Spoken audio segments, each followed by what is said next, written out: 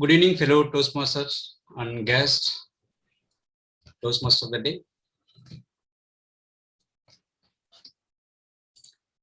Before I start my speech, let me ask, I hope you are working at least 8 hours for a day for your work.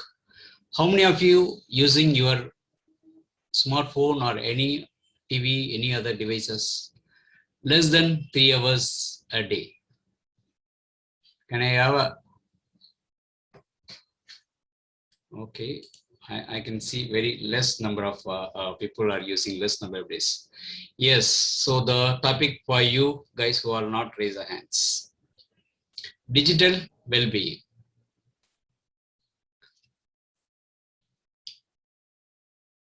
We have seen we grow in our 80s, 90s, whenever people share their memories on their childhood, they used to be very proud and used to be very happy about those moments.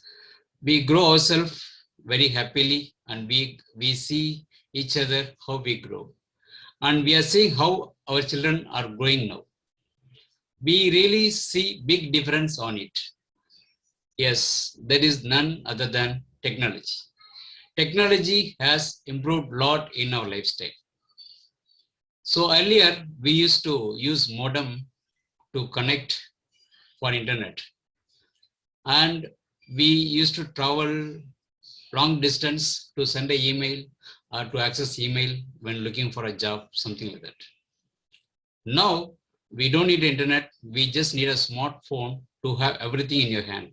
Either you want to check your email or play a game or watch movie or anything you can access it on your mobile. The device which you're holding, it's in your hand and you can control it. But the technology is actually controlling us. Without any doubt, the technology is controlling us. So the technology should enhance the human experience, not become it. So I showed the image. That is how the human develops. But with the use of technology, where it represent here the Wi-Fi, it is not actually enhancing it, but on many of our lives, the technology is controlling it and it distracting it. Technology is really amazing in our every life. It starts from agriculture, medical, and media, entertainment. In everywhere, technology helps a lot in our life. But at the same time, it distracts or it affects our well-being and it affects our health as well.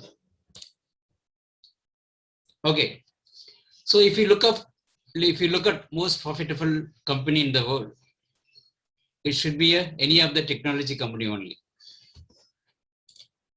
And if you see someone highest paid YouTuber, he is using social media, that also will be technology related only. So there are people are using technology to earn more money, and people using the digital media also using digital media, they're earning more money. As we call ourselves technologists, are we really earning more money using the digital media or the social media? We spend a lot of our time in social media or the digital media apart from our regular work. Are we earning more money in those digital media? No. So it's all depends on how you use the digital media or to make it. Understanding what is the digital well-being. It's really a new term born from the introduction of smartphone and internet. After the introduction of smartphone only, we get to understand what is the meaning of digital well-being. It's nothing but you have to live well with the technology, not to get addicted with the technology. And you have to properly use the technology. How?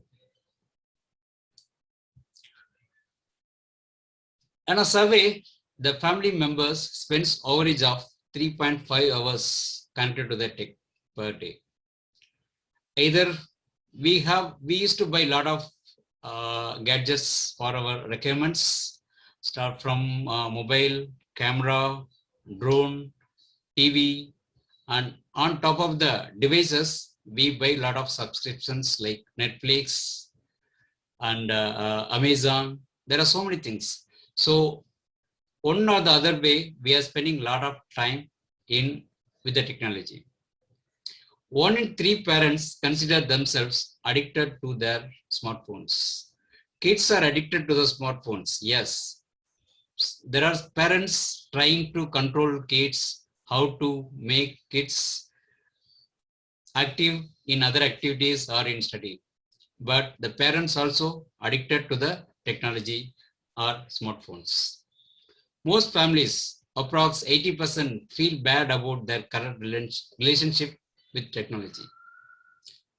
I mentioned relationship with technology. More than your family members, we are spending a lot of time with our technology. When you wake up in the morning, most of the one will be checking their mobile, not your wife or kids or anyone.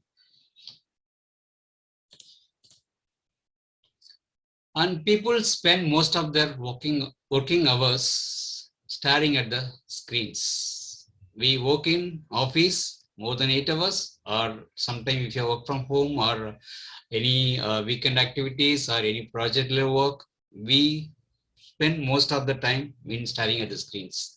Apart from the work, we also look at the screen while watching, while traveling on your train, or if you're traveling by bus, or you're waiting for someone in the park, or if you're going to meet someone, everywhere you look at your screen only. If you travel in MRT and if you look at the people, you will see very one or less person looking empty-handed. Everyone looking at the screen only. If you're traveling for 1 hour, so all 1 hour you'll be looking at the device only. And kids, if you see kids like I mentioned in the I showed in the photo, you might see your kids one or the other day looking at the smartphone screen and spending the whole day. And if you're busy with the work, you may leave a kid with a smartphone so he or she don't disturb you. This is what is happening everywhere, every place, and very less cases they involve their kid into other activities, either with the toys or any painting or any kind of different activities that will make children involved or engaged in that. So how to change? First, let us start with the kids' behavior, then we'll move on to the next. So if your kids addicted with the smartphone device, looking at the games or playing games, watching TV, watching any cartoon videos or something, before this slide, let me go to another slide where the kids mainly use mainly use their phone for what? Either they play games, watching videos, or chatting with the friends in case of if the kids are teenage, or homework, social media, and taking photos and videos, communicating with family, and listening to music. If you notice, the homework is a less usage. And we use mobile to the kids for mainly for to have more communication and homework, but the usage on homework is very less, and other activities are very more with this. So how to change the kids' behavior on using a smartphone, that is to maintain digital well-being. So you have to switch between the different activities. If the kid is looking for smartphone for watching any videos, you can control yourself for 30 minutes, 45 minutes, and you have to engage yourself to switch different activity. Not that you are not attending to them at all. And always you can limit your screen time. You can always, the kids are grow with your action only. So if you can control or if you grow with the proper action, you can make it. Also, you can make it like phone-free periods each day. For example, morning, no phone for you. If you're sleeping, before sleeping, no phone for you. Something like that, you can set your goal with your kids to change your behavior, to change their behavior. And you can keep your devices away from the bedroom. Everyday rule that makes them to also that makes them to feel them practice, and they will adapt to your instructions. And you can change the thinking of the kids. So instead of watching video is not always practice. You can involve them for painting or any kind of physical activities that will make them to change. Sorry, it's a long presentation. I hope I'm not boring.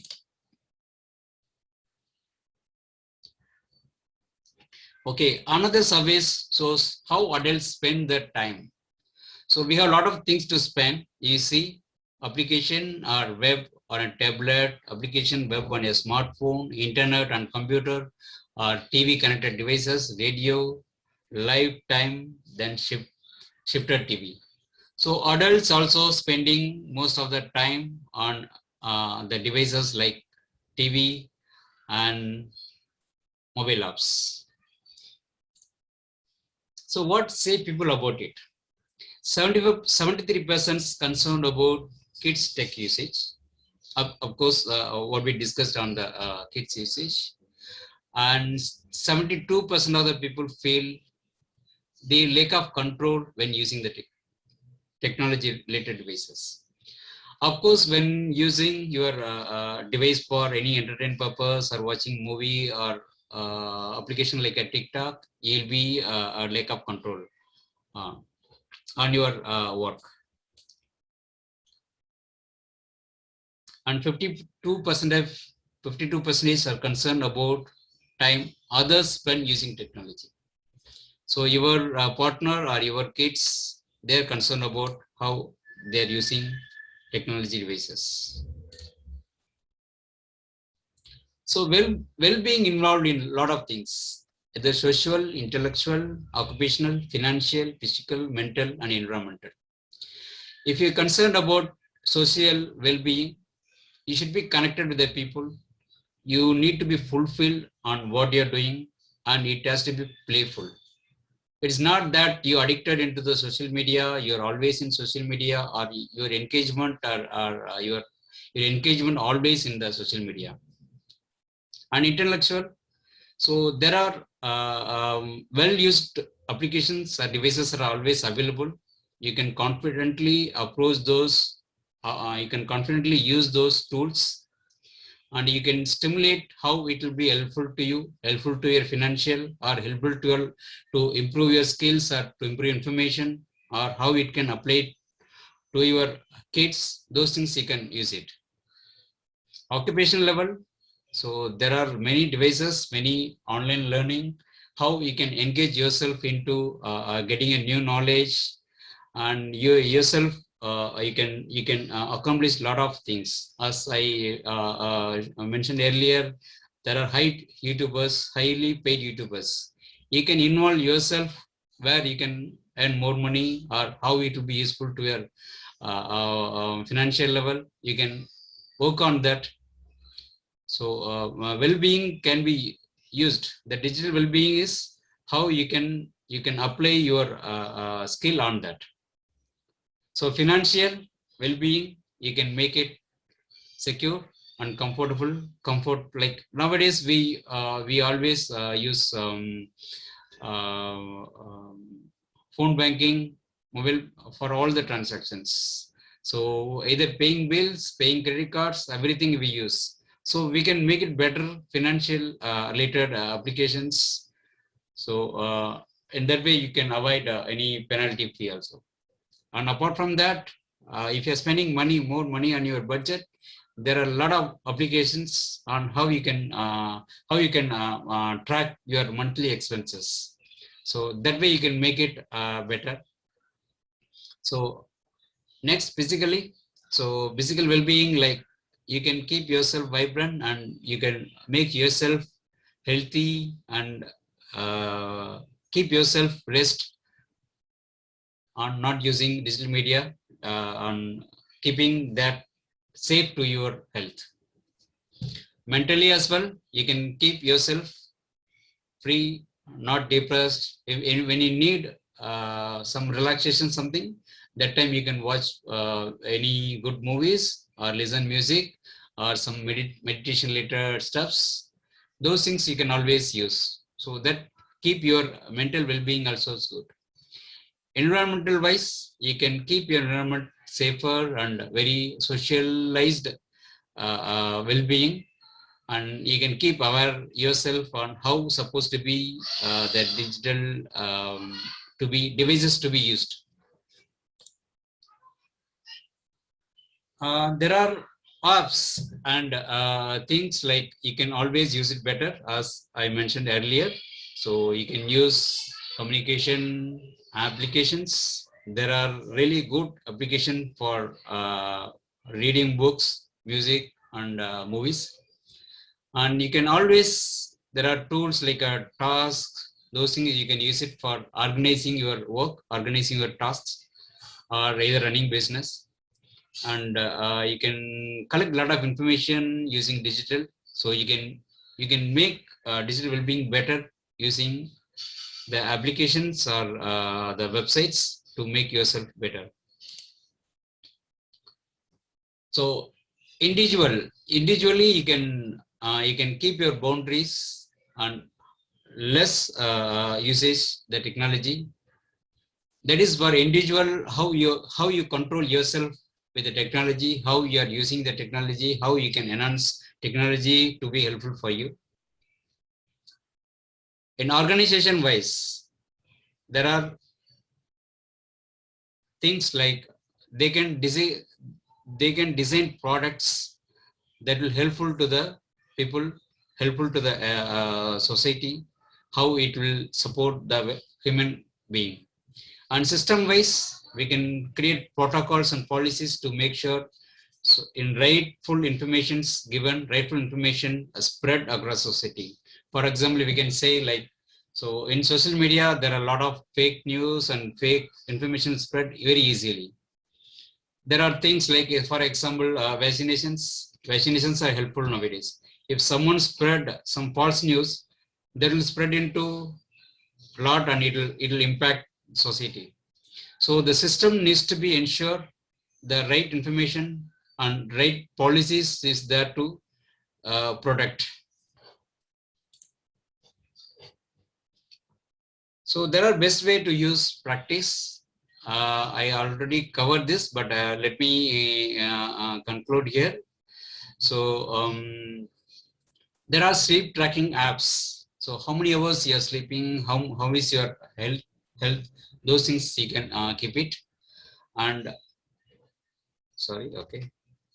There are health tracking. Okay, there are health tracking. Can I, sorry, can you see my screen? Share the presentation, Rao? No, I think it was green. He was trying to show. Okay, now okay. you continue. We can see. Okay. Yes, let me conclude what I'm trying to say is there are sleep tracking apps. You can use that to monitor your health, how much you're spending time for sleep. There are dietary tracking, plan your meals, you can count calories, and there are apps to remain to take water, not to hydrate. And there are apps like I use Runkeeper to do my cycling or jogging activities, there are physical activities. So for example, if I use the Runkeeper and monthly, if I see I have jogged for jogging, I have run for 100 kilometers in a month, I'll be proud and happy. So I'll be keep doing it. We can always use that kind of applications to keep your physical activity. Also, you can use, there are apps to keep your mental health also, to relax and meditate. And put away your mobile devices when you're having family, when you're having dinner or lunch with your family.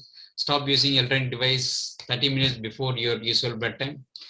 And when you go for a full weekend day, you can avoid electronic device. There are In Android or iOS device, there are features to monitor your usage. How much time you spend on these devices. So you can always use the devices. Can you not share the screen and send a message? Okay. Okay, then you can always use those application, the built-in features to use to watch your screen usage. And Google allows these features. So those things you can always monitor. And children also, you can always make your kids spend more time outside than the screen. And how people start taking the changes, they delete certain apps from the smartphones, they change the device notifications, and they reduce the time spent on certain apps on your smartphone. Yes, these are the apps. I just to give a screenshot. And as mentioned, best practice, focus your time with the technology and unplug more often, minimize your distractions, and build balance as a family. That's all. I hope I'm not bored, and thanks for the time. Thank you, Toastmaster. Wow, thank you, Vijay. It was very amazing and very informative, actually, that you talk about the digital hygiene and how we can protect our child and ourselves, because we are living in the virtual world. Because of the pandemic, we have